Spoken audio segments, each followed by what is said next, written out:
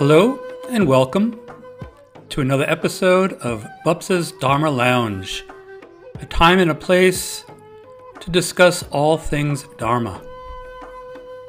Welcome.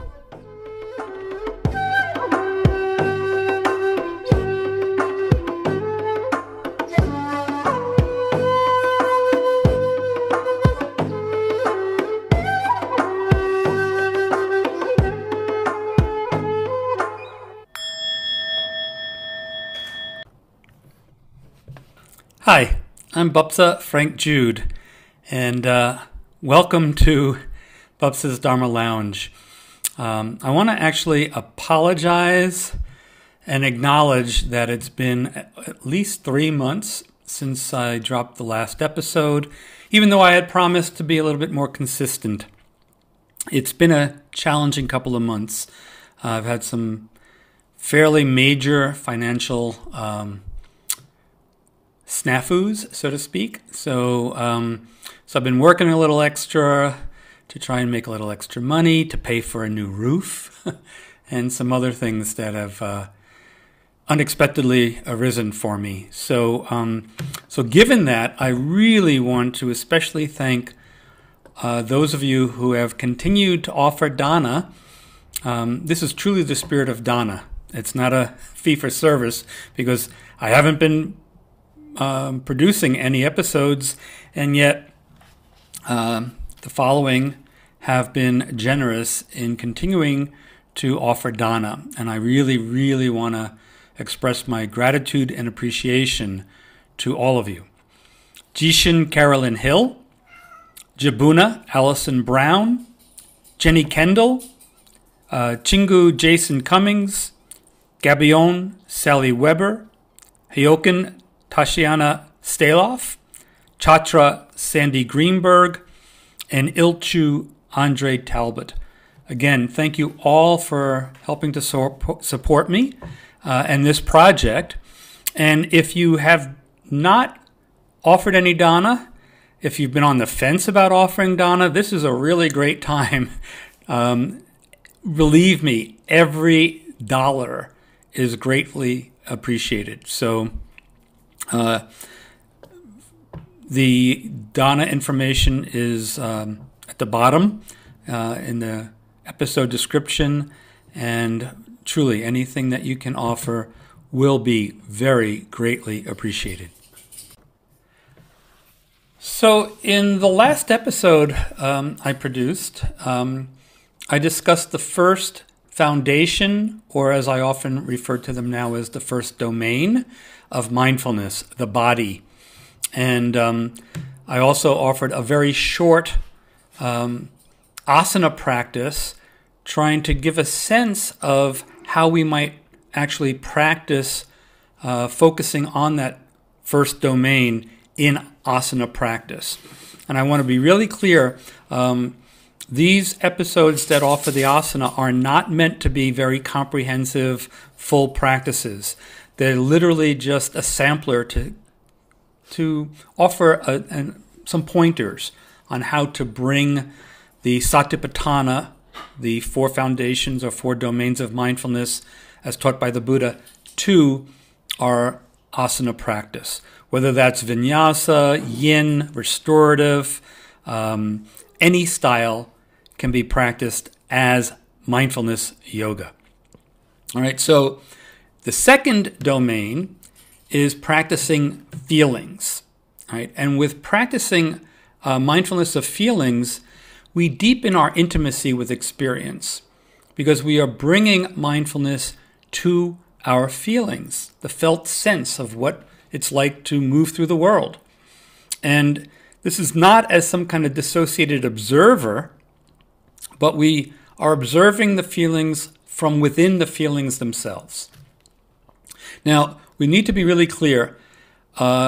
Feelings is how we're translating a term called Vedana. And these are not emotions. It is literally the physical sensation that you experience throughout the body, along with not just the sensation, but the feeling tone or the felt sense of these sensations. Right? Sometimes you might see this referred to as the hedonic tone. All right? So it's really important to understand we're talking about the actual somatic feeling and not emotion. So we're going to do a little experiment right now. See for yourself what's meant here. So I invite you to take a moment, close your eyes, and just sit with your palms flat on your thighs. All right? So rest your palms on your thighs. Close the eyes. Take a nice deep breath in. Exhale, maybe through pursed lips, settle in. And then really turn your attention to what it feels like to be sitting here. Physically, energetically, right?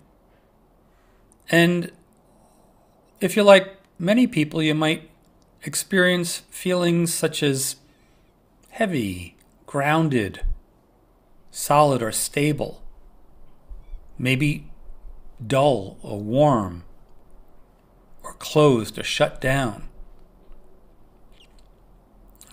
Now, those are the sensations. The hedonic tone is, are these sensations pleasant, unpleasant, or neutral? And so just see for yourself these feelings that you're experiencing, the overall tone of your experience. Is it pleasant, unpleasant, or neutral? Now, still maintaining your focused attention, simply turn your palms upward and note if there's any change in the feeling tone.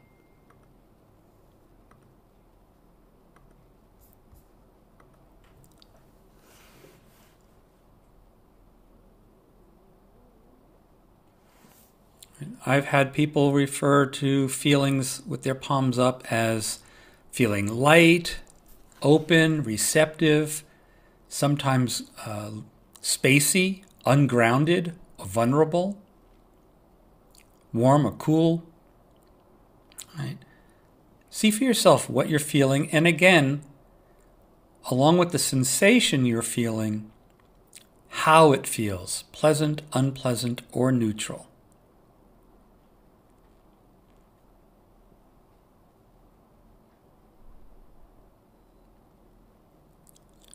So still focusing. I invite you to turn your palms down once more and see again if there's any change, and especially notice if it feels even a little bit different from the first time you had your palms down on your lap. Good. And then feel free to open your eyes. All right. So I have done this with literally thousands of people throughout Asia, North and South America, and I've heard a spectrum of feelings, right? Some of which I suggested, right? Palms down, I've heard everything from warm, heavy, dull, closed, solid, grounded. And then with palms up, everything from light, open, spacious, cool, and again, sometimes vulnerable or spacey. These are feelings, right? I have yet, and this, who knows, things could change, right? But these feelings are like a real primal experience. It's a somatic experience that precedes any reactivity. Right? If it is pleasant, that happens, and then perhaps without mindfulness, we try to hold on to it, right? But the reaction comes after the feeling, obviously, and it also precedes the cognitive emotion, right? So someone who feels heavy might then translate or perceive that as feeling sad or depressed or something like that, right? So the emotion is based upon the feeling in this understanding. Now, of course, emotions will also produce feelings, right? So it goes both ways. But just recently, for instance, I was reading once again about how it's been shown over and over again that if people are forced to smile, they will feel somewhat happier than people who frown, even though they don't feel happy when they start. All right? So the physical body and can create the sensation, which creates the emotion. So what we're wanting to do is really understand there's a distinction between, at the second level, right, at the second domain, it's like anger feels like this in my body. And that might be a gripping in the stomach or a sense of heat rising up into the forehead. It could be very different ways, right? But it's like, what does anger feel like, right? Most times we'll just say, I am angry, right? Well, what does it feel like? Sometimes we say, I feel so angry. Well, what is the feeling like? As soon as you ask that question, you're directing your attention to Vedana, the sensations, the second domain of mindfulness, right? And it is at this junction between feeling and reactivity that mindfulness provides the possibility of moving from our conditioned reactivity to a more creative and skillful response, right?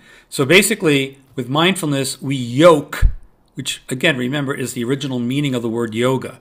We yoke our reactivity, then we can discern what might possibly be a more skillful and creative way to respond, right? So we're moving from that reactivity and strengthening our ability to respond. Sometimes I refer to that as response ability, right? And now, as I already said, feelings are categorized as either being pleasant, unpleasant, or neutral. And they could also be physiologically based or psychologically based, right? So again, if you bite into a really ripe, juicy lemon, right, well, you're going to pucker up and feel certain sensations that are arising physiologically, right? But if you close your eyes and really imagine doing the same thing, like close your eyes and just imagine biting into that lemon. I'm saying it and I'm feeling more saliva build up in my mouth. So we can create the same sensation, or maybe not as intense, obviously, but these are psychologically based. And it's really interesting to see how the body reacts to imagining biting into that lemon in somewhat the same way as actually doing so. Because in all yogic teaching, we hear again and again that thoughts are considered as, and even sometimes more important than physical action. Now, the Buddha noted that feelings condition our whole world. We spend huge amounts of energy trying to create and prolong pleasant feelings while pushing away and doing all we can to try and avoid unpleasant feelings. And we become confused, bored, or simply checked out when we experience neutral feelings, right? So this grasping, aversion, and ignorance are in Buddhism called the three poisons or the three roots of dukkha, right? I like the concept that they're the three poisons because they can poison our lived experience. If mindfulness is not present, feelings quickly give rise to moods, emotions, perceptions, ideas, ideologies, whole narratives and identities that can cause dukkha for us and for those with whom we interact. Hatha yoga practice can either help us grow in awareness and insight or become a source of dukkha. And that depends on whether mindfulness is present or not. So for example, when practicing an asana that you enjoy, you're probably going to be experiencing some pleasantness. Maybe it's a really nice sensuous stretch right into that, part of the body that just feels so good, right? Or there can be the psychological pleasure that arises after the, quote, successful performance of a challenging posture, right? And, the Buddha's not a killjoy. I certainly am not suggesting that's bad, right? Enjoy it. That's great, right?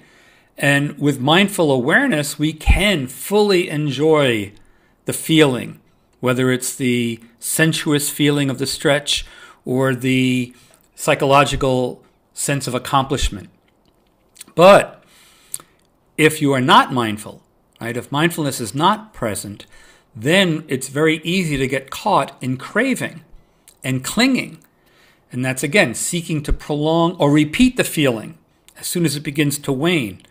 And you could bet it will wane. I mean, think of the last time you were in a nice stretch. It felt really good at the beginning, and then the longer you were there, it got less intense, less pleasurable, right? And so a lot of times people will try to push a little bit more and often end up causing an injury. Now, while it is indeed a pleasure to accomplish a challenging posture, right, without mindfulness, the Garada Samhita warns that asana practice can become an obstacle to liberation because of the ego gratification that arises that we end up clinging to, right? And then we deepen our identification with the egoic self and the body as self, and it becomes more solid and rigid, right? We can get caught in pride and then create a whole identity as someone who can do advanced postures, right?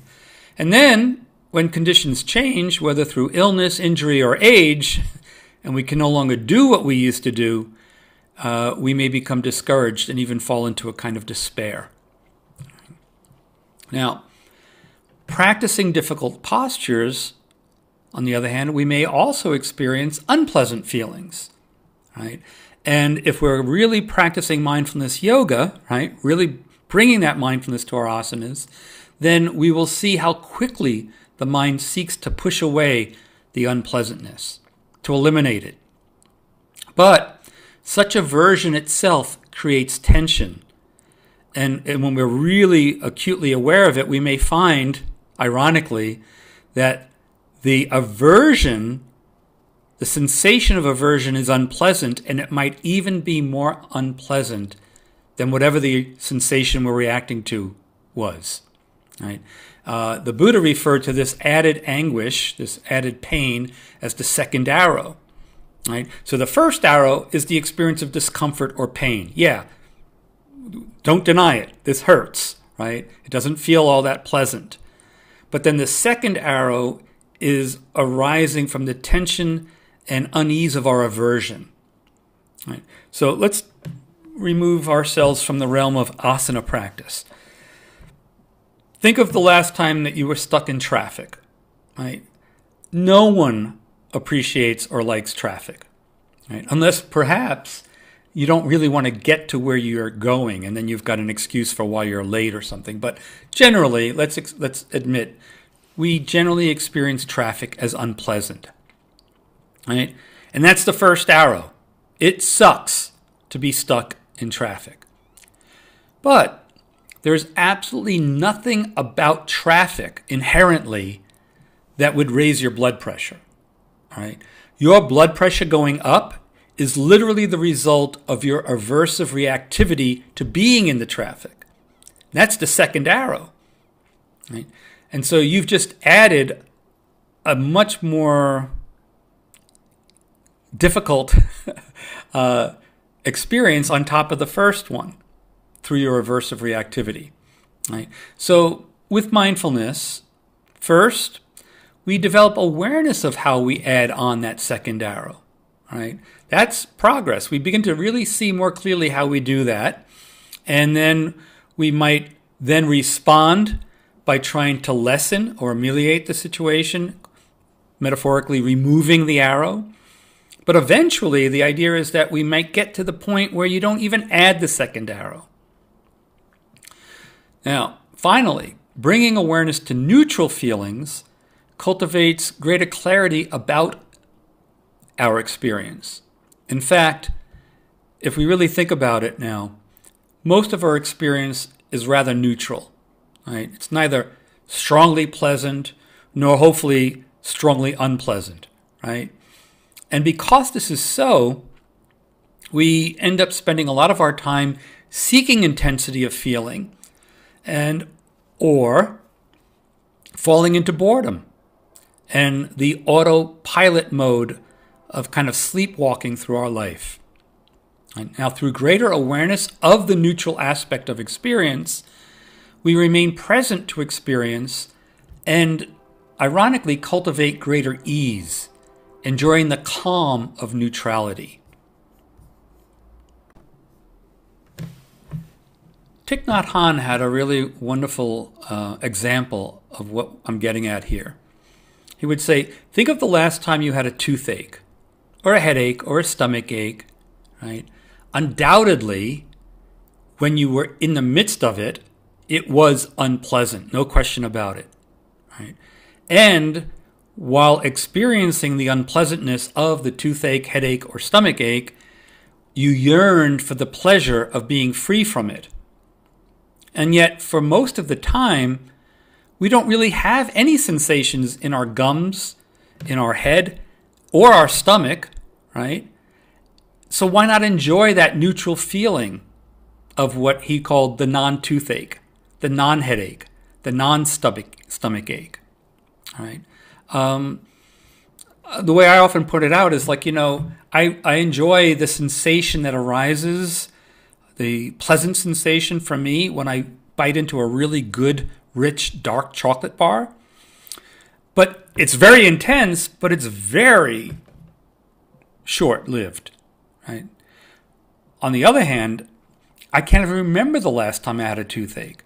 So I've had the pleasantness of not experiencing the pain in my gums for years.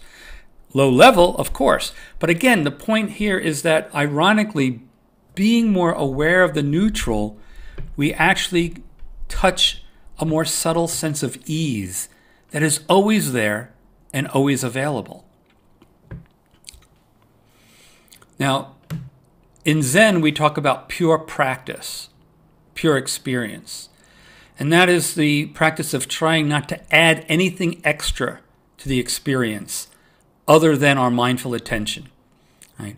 In one sutta, the Buddha says, in the hearing, let there just be the hearing, which is really challenging. Right? Anybody who's ever experienced an earworm, there's no music playing, but you've got something going on in your head, Often when I'm lecturing on the mindfulness of perceptions and stuff, I'll go like,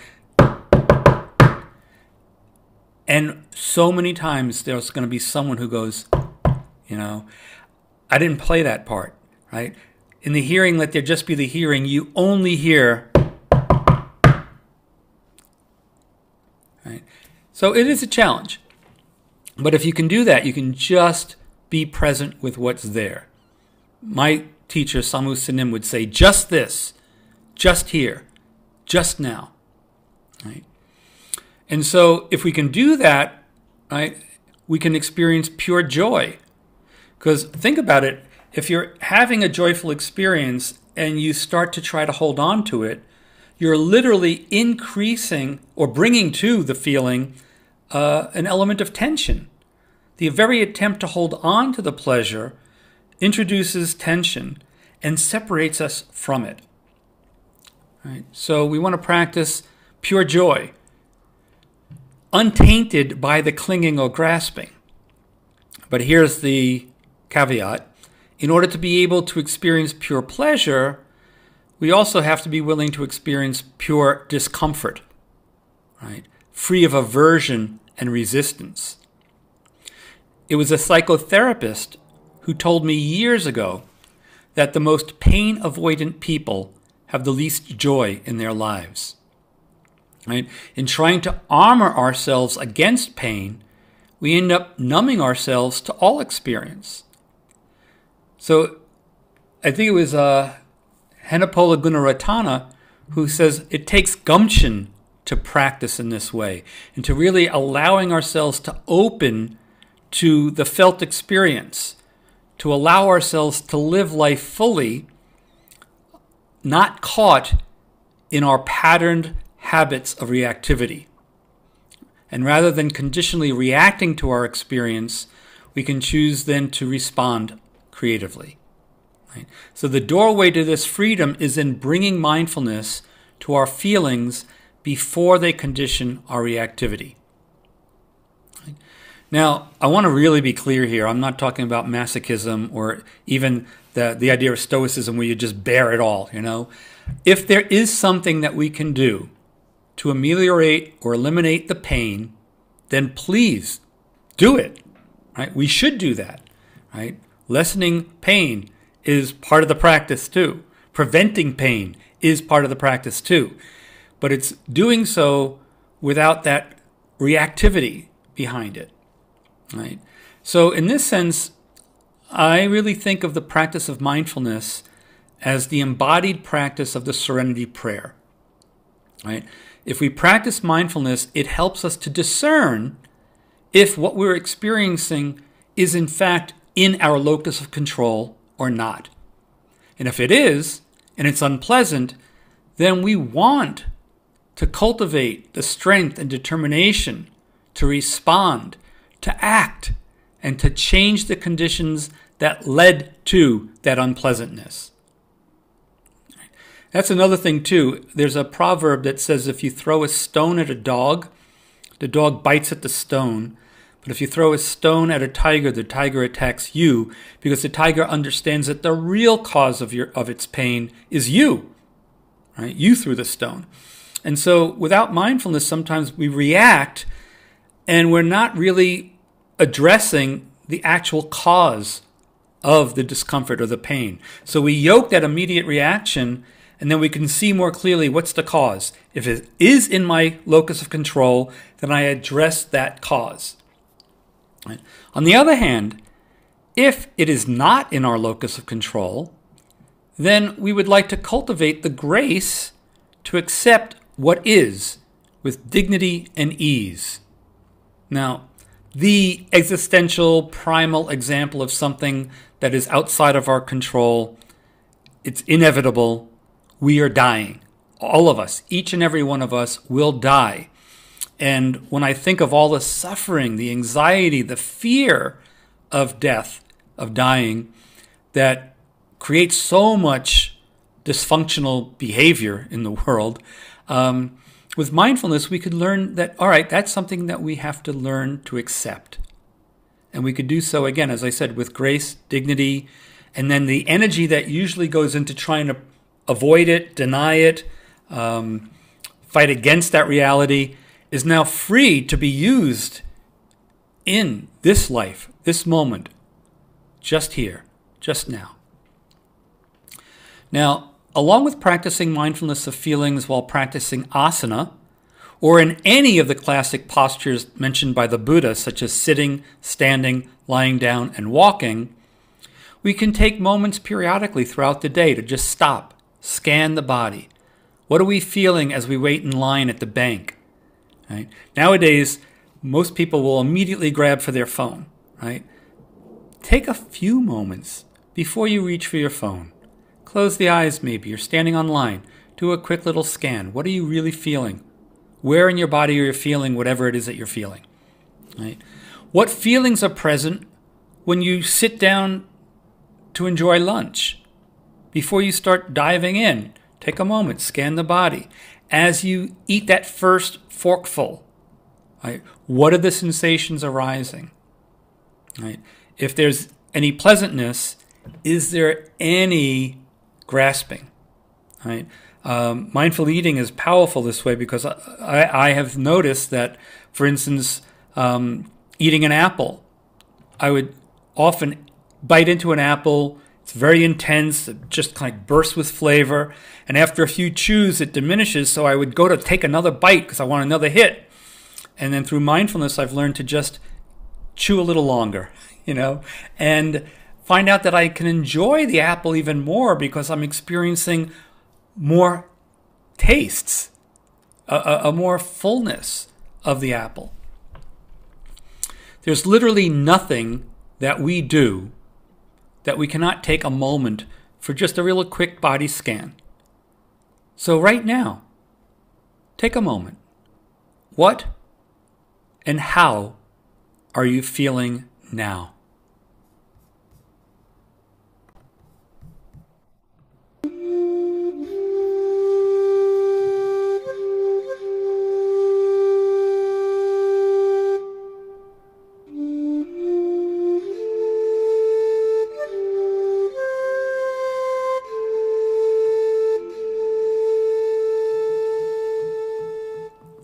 Thank you for joining me for this episode of Pobsa's Dharma Lounge. Please remember that other ways of supporting this besides Dana is by subscribing, clicking like, and sharing the word. Just tell one person this week to give Pobsa's Dharma Lounge a listen. Thanks again and stay well.